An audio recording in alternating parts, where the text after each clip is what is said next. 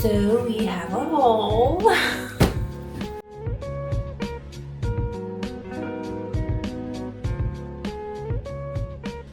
Hi, welcome back to my channel. My name is Erica, and this is my little book corner where we believe that we purchase our media and we also read the books we love versus books that are always hyped or super popular. So today we clearly have a haul. This is a collective haul. This is not books that I bought all at once. Some of these, or a few of these, were gifted to me. One of them is a pre-sale or a pre-order, and then several of them are used books that I got when I traded in or I resold my unhaul that I brought into Second and Charles. So let's get started because there's a few of them. Yeah. Okay. These are going to be in like no particular order, but I will say where they came from. First two are going to be from a small bookstore that I finally visited. It's a local bookstore. I say local to where I used to live. My daughter was recently in a Mardi Gras parade, and right where the parade went through was the bookstore, and we were literally sitting for 2 hours waiting for the parade to start. So I walked my little butt over there, and I got a couple books to help support a local bookstore, especially since, you know, I'll be opening my own soon. But the first one I got is one I'm so excited about. This is The Lost Flowers of Alice Hart.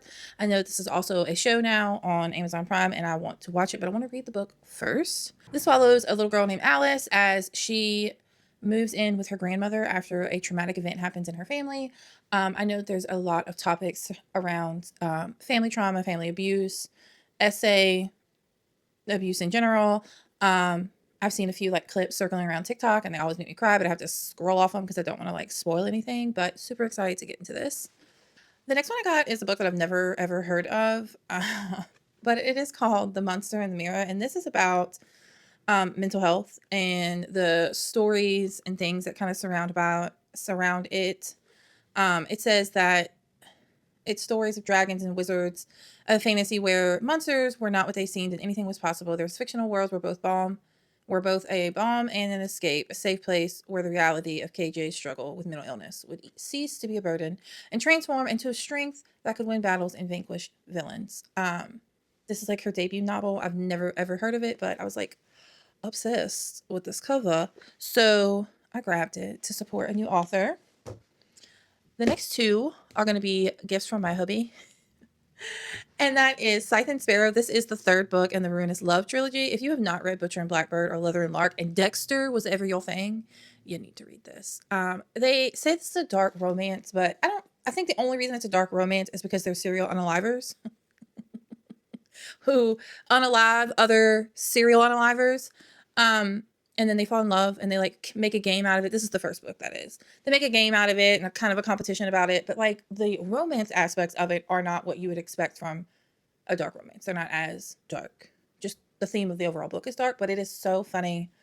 And then Leather and Lark is personally my favorite so far. I have not read this one yet. It just came out, and so I'm super excited to get into this. And I know that each of the books follows one of the brothers. There's three brothers, and they're all from Ireland. So yeah. And each of their like partners, I guess. And this is the youngest brother. So super excited. Then he got me Hexed by Emily McIntyre. He's been slowly getting me this like series of standalone novels, but they're all kind of like loosely based off of Disney characters. This one is obviously The Little Mermaid. I've only read the first one so far, Hooked, and I do have Scarred and Wretched, I believe. Yeah, Scarred and Wretched. I don't have Twisted and Crossed yet, and he didn't know. He just saw this one and grabbed it. So I am excited to get to this one. Little Mermaid was always my favorite, one of my favorite princesses as a little girl. I don't know if any of these, because I'm not picking up on it, if any of them are based off of Belle. Because one of them is Scarred, Twisted, Crossed. Yeah, the other four I have no clue what Disney character they're based off of. Hooked was obviously Peter Pan. But yeah. The next is a stack of books that I have slowly gotten from Barnes & Noble. I did not get these all in one shopping trip. Have no fear. Nay, I don't got it like that. But we'll go ahead and start. And I think there's a few others in this stack that were also from Barnes & Noble that I've slowly bought over time. So yeah. The first one is My Brilliant Friend. I actually just bought this last night. This is the first book in the Neapolitan Quartet from Elena Ferrante. And also this is a show as well, I believe, or it's becoming a show. I could be wrong. Don't quote me. I know that The Lost Child is a show. Anyways, everyone raves about the Neapolitan Quartet. I did not start with her Neapolitan Quartet. I started with The Lost Child and Days of Abandonment, and I'm obsessed. So we're going to jump into her Neapolitan Quartet. I found this one. I tried to get it at Second and Charles, and they only had one copy, but it was really damaged. And it's not that I have to have a pristine, perfect book, but I do try to start, especially when they're paperback, at least looking semi put together, you know? And then I got, this is book 2, the story. Why reading. This is the story of a new name. This is book 2, and it was on their buy one, get one half off table the other day when I was vlogging. And then they had book 4.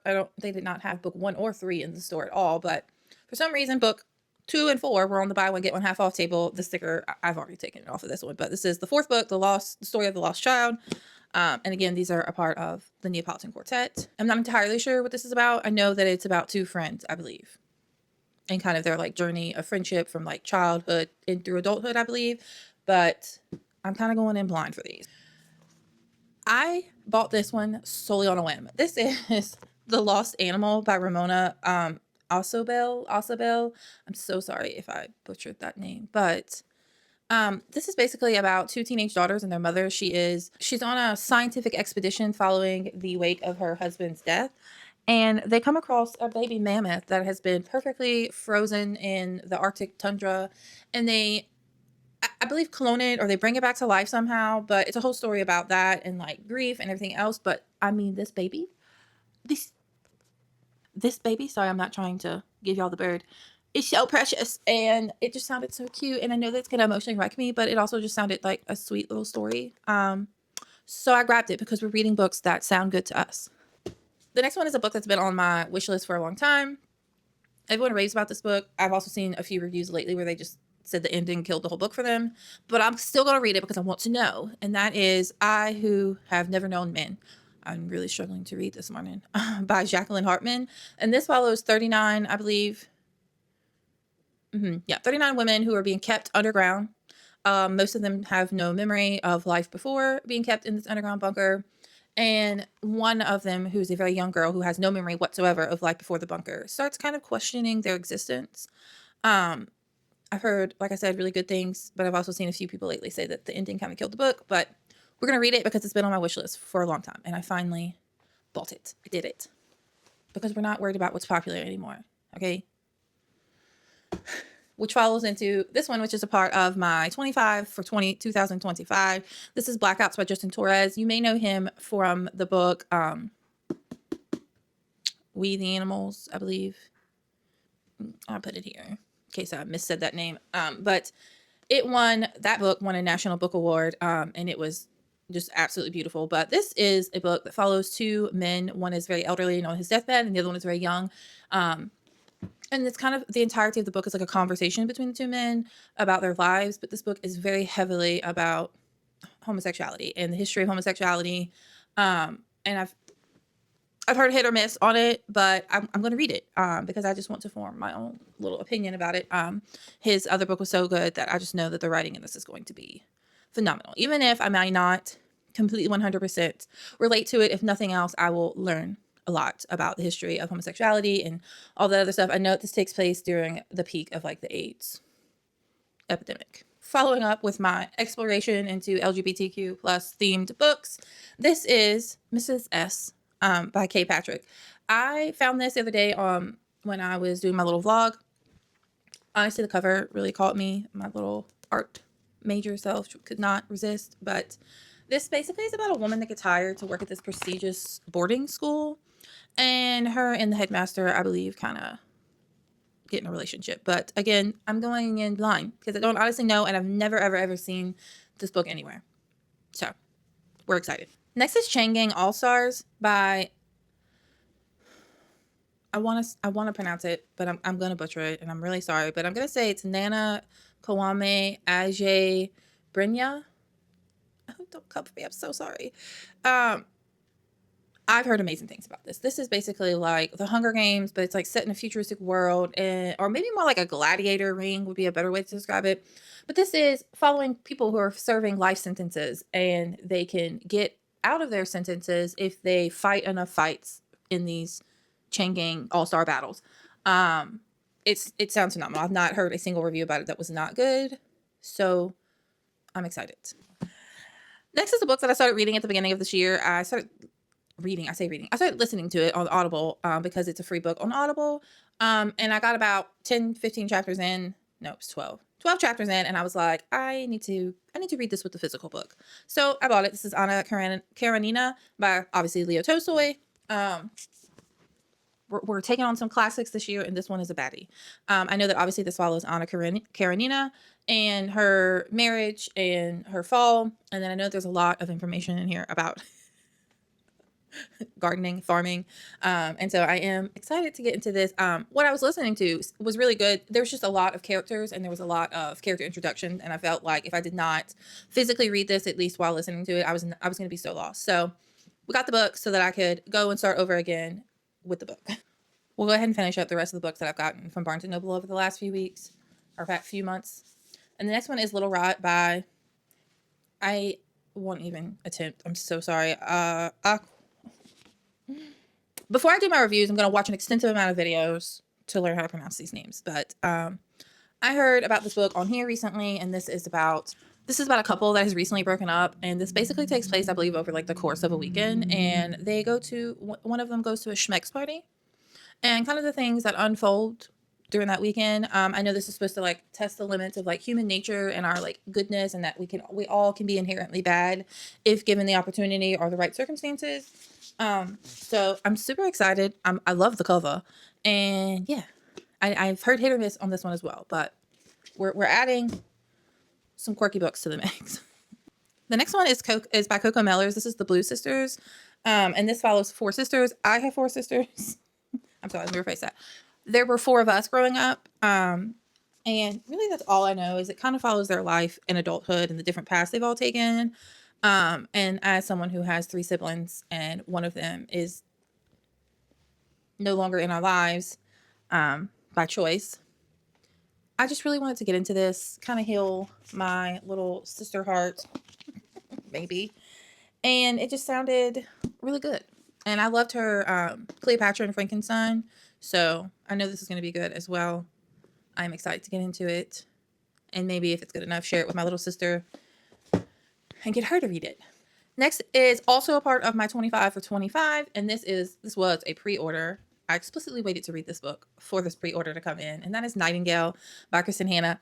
I have no clue what this book is about. I like to go in blind to books, so that will be a reoccurring theme on this channel. Some books I do know ahead of time what they're about, some I don't. I know this is a historical fiction. Obviously, all of her books are. And I do know that this is around World War II, is around the time that this book takes place. And of all my favorite wars, which sounds terrible to talk about, but historical events that I like to delve into, World War II has always been one that fascinates me, or enrages me, or upsets me. It's definitely the era of time that historically most I like to learn about. And obviously this is a fiction, but it does surround that time period, so I'm excited to get into it. Everyone says this is going to make me cry. We shall see. And then the last books are books that I got from Second and Charles. These are all used books, and I got these with my credit that I got from my unhaul. First up is book 2 in The Boys of Zodiac. Actually, no, I lied. This is book 3 in The Boys of Zodiac. And I also got book 2 in The Boys of Zodiac. I have read this one already. I have not read book 3. And I got these both used for, one was $8.50, and I believe, no, the third one was $8.50, and the second one was $7.50. This is a part of the Zodiac Solaria universe. This is a separate series from the Zodiac Academy. This is The Boys of Zodiac. It's a different school, different group of guys, except one of them is a part of Zodiac Academy. And I'm loving this series. This is like guilty, smutty reality TV in a book, but like give it a magic system.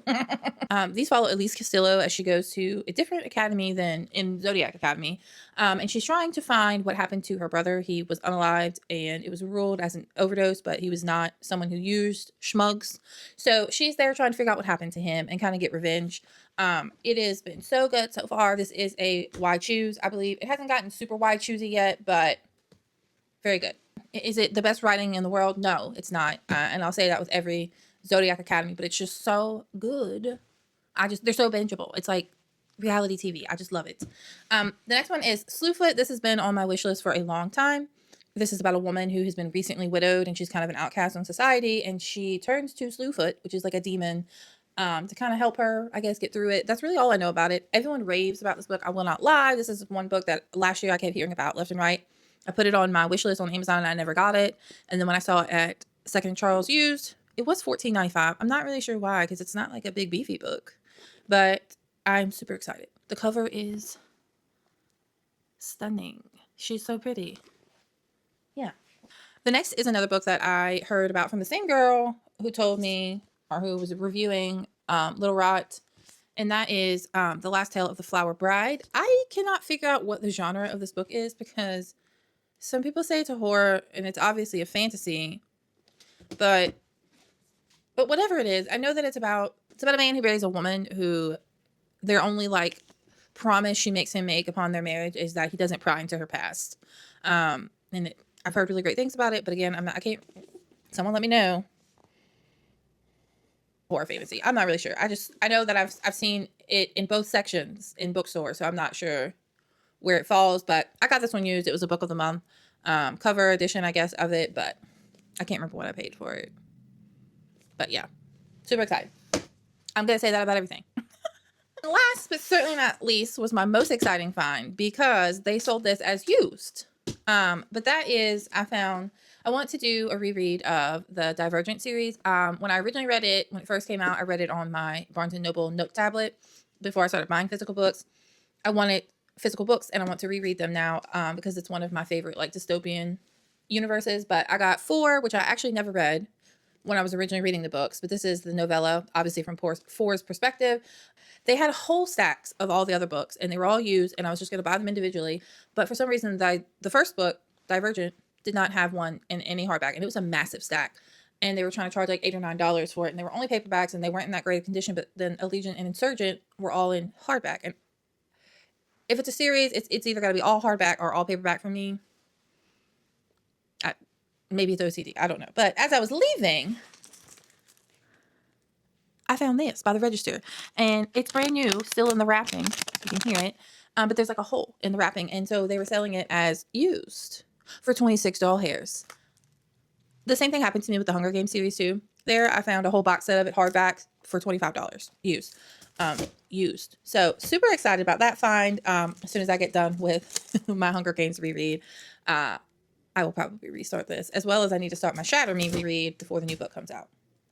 And yes, that basically concludes my collective book haul. I'm super excited. We got rid of about 40 books. I didn't count the full final count. It was originally 25, but I added more to it. And we have replaced it, not with 40 books, but with what I think will be a very exciting TBR for this year. I'm super excited to get into these. Yeah, I'm feeling good about it. It's going to be a great reading year. We have filled it with, I think, a lot of quality rather than quantity. Anyways, I hope you are all having a great day and a great week ahead. Remember to be a conscious book buyer, but don't be afraid to purchase your books. I think it's super important. We've already gone over that, to physically own our media. And so, yeah. That's probably it. We're probably good for the year here. I may do another one haul later on. But yeah, we're good. We're going to get through these and move on.